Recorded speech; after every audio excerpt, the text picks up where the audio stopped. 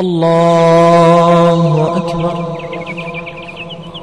الحمد لله رب العالمين الرحمن الرحيم مالك يوم الدين.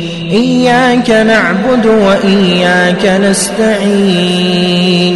اهدنا الصراط المستقيم صراط الذين أنعمت عليهم غير المغضوب عليهم ولا الضالين.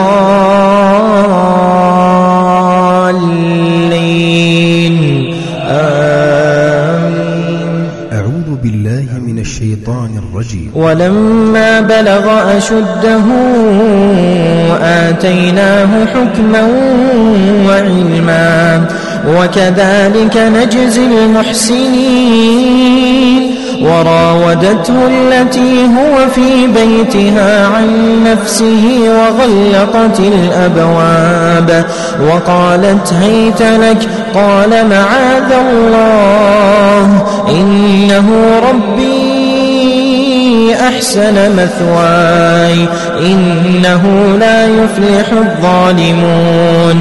ولقد همت به وهم بها لولا أن رأى برهان ربه كذلك لنصرف عنه السوء والفحشاء إنه من عبادنا المخلصين.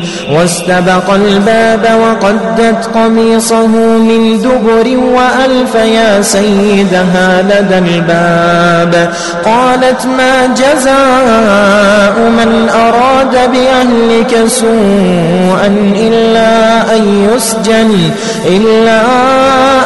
يسجن أو عذاب أليم.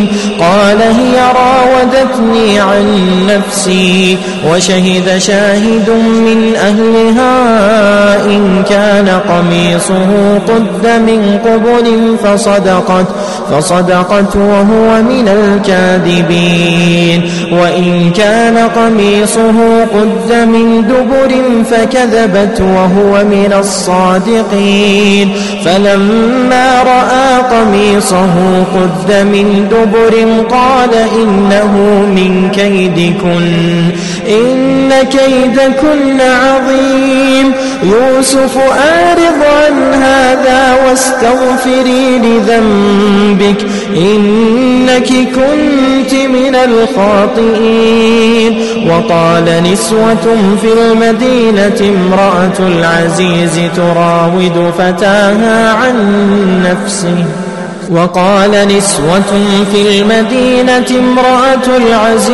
تراود فتاها عن نفسه قد شغفها حبا إنا لنراها في ضلال مبين.